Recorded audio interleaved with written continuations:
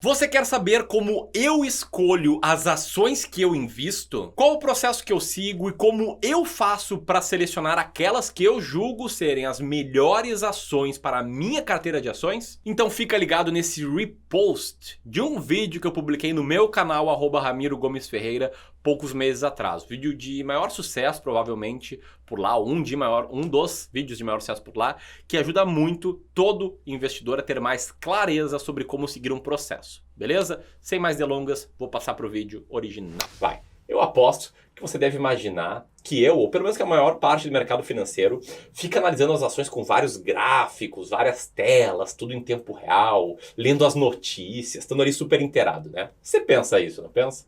Mas está errado. O processo que eu sigo é um processo bem pacato, bem sistemático, que preza muito pela minha disciplina em seguir uma boa estratégia de investimento em ações. E é isso que eu vou mostrar aqui hoje. Vou te mostrar como eu faço para selecionar as ações da minha carteira, sempre trazendo uma pegada bem passo a passo e dando um empurrãozinho para que você consiga aprender o que eu estou mostrando aqui para aplicar na sua própria vida. E antes que você pense, Ramiro, mostra logo as tuas ações, eu quero saber como é que tá a tua carteira. deixa eu ser muito franco contigo. Você precisa ter um processo claro de seleção de ações. Você não pode depender do seu humor, da dica de algum amigo, da dica de algum parente, da dica de algum educador financeiro para montar a sua carteira de ações, beleza? Por isso que eu te mostrar aqui é o processo. Até porque recentemente eu fiz uma enquete no meu Instagram, Ramiro Gomes Ferreira. Eu fiz uma pergunta bem boba, que eu achei que a maioria das pessoas fosse responder uma coisa, mas não foi bem assim. Eu perguntei basicamente o seguinte: olha, se eu falasse aqui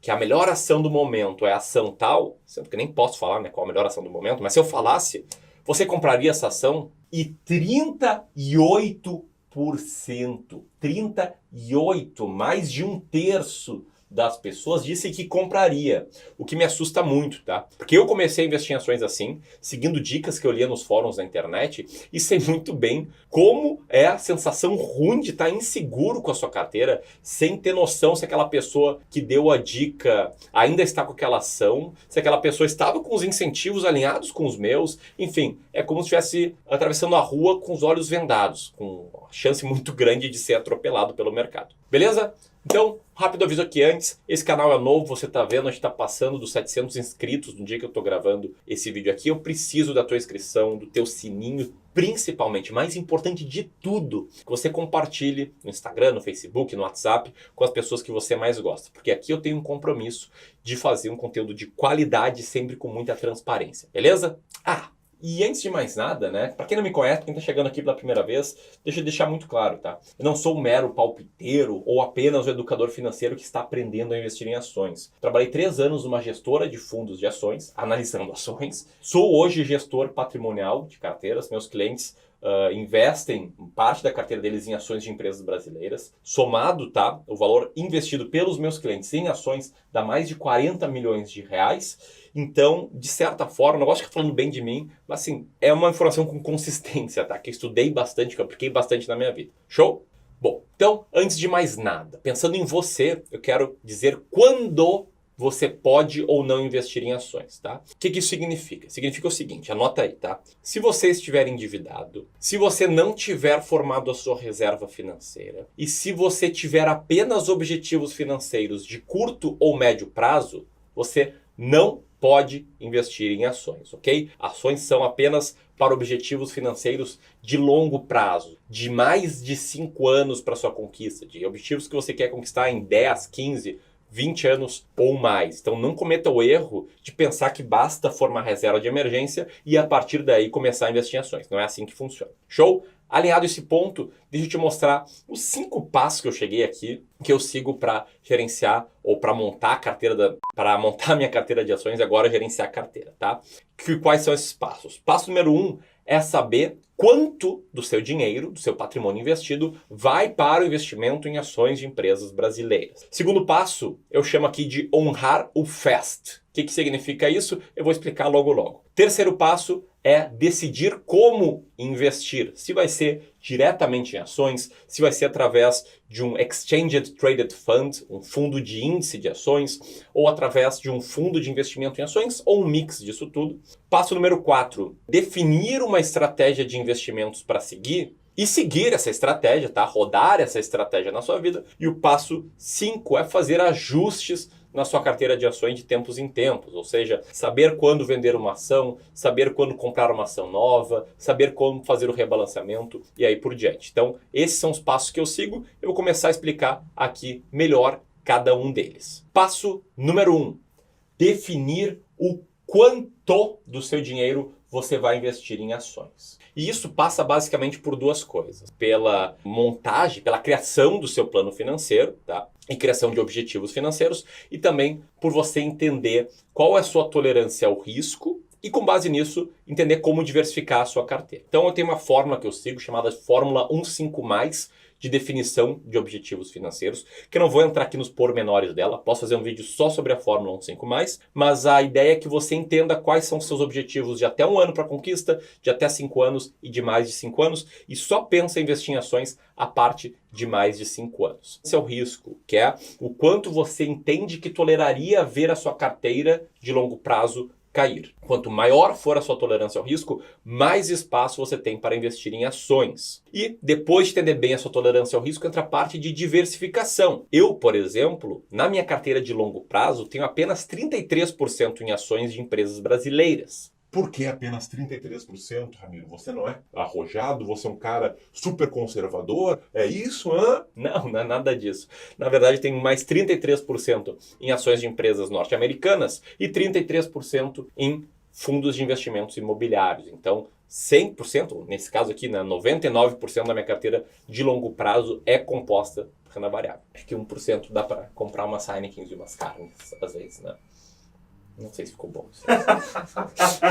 Acho melhor cortar. Beleza? Algumas dicas implementáveis para você entender questão de tolerância ao risco. Alguns pontos sobre a Bolsa de Valores. Você deve entender que em grandes crises a Bolsa pode cair mais de 50%, pode chegar a 55%, 60%, e ações individuais podem cair ainda mais do que isso. Tem muitos casos de ações que caem tudo, 98%, 99%. Segundo ponto, entender que às vezes até no longo prazo, tá? No início do longo prazo, quando ele recém virou longo prazo, as ações performam mal. Foi o caso aí do Ibovespa, que entre 2007 e 2017 ficou no 0 a 0. O cara não viu o dinheiro render nada nessa década. Beleza?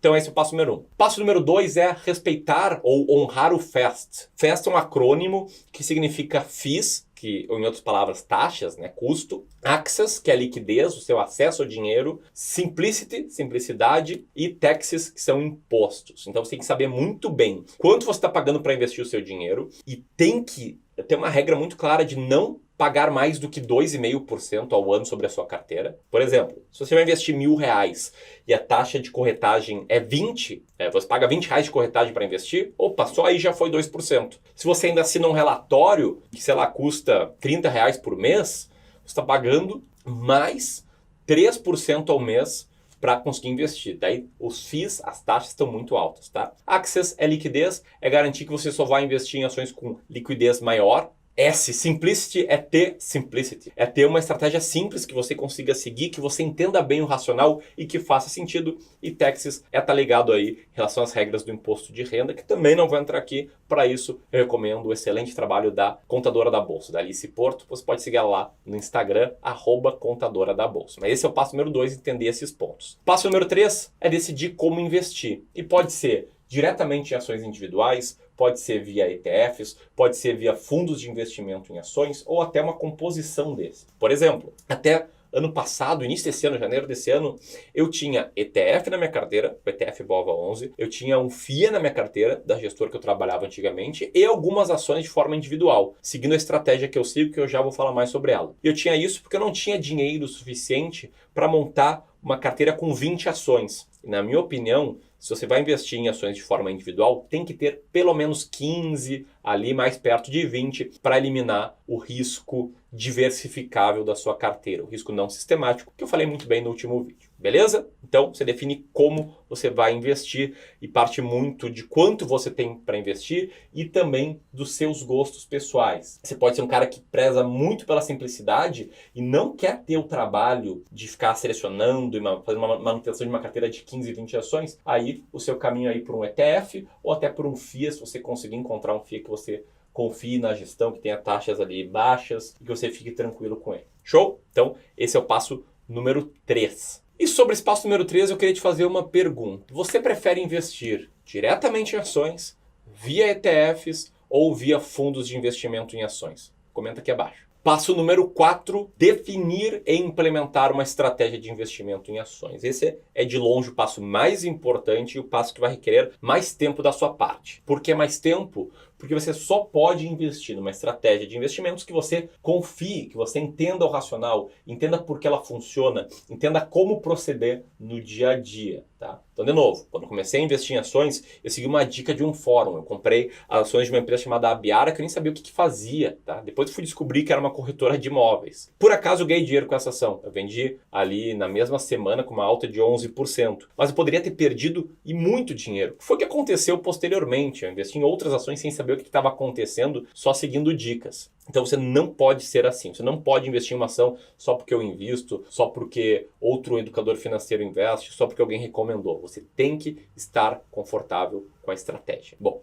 eu sigo uma estratégia de Deep Value Investing, investimento em valor profundo. Uma estratégia quantitativa que me faz basicamente olhar as empresas mais baratas que têm um resultado operacional positivo e montar uma cesta de 20 dessas empresas. Sem análises qualitativas, sem conhecer a empresa, sem conhecer profundamente a empresa no caso, sem falar com os fornecedores, nada disso. É diversificando e comprando empresas que estão realmente baratas na metodologia de investimento em valor, tá? Não é empresa barata porque a ação custa R$1. Então qual a lógica, tá, dessa empresa? Vai aparecer uma imagem agora na tela. Mas a lógica é que o mercado acaba reagindo de forma muito forte ao crescimento das empresas e tornando muitas empresas extremamente caras do ponto de vista contábil. Tem até um estudo bem legal que eu quero mostrar para vocês, que mostra aí as empresas mais caras da bolsa em relação ao múltiplo preço pelo valor patrimonial e as mais baratas. 3 anos antes do estudo, o que tinha acontecido, né,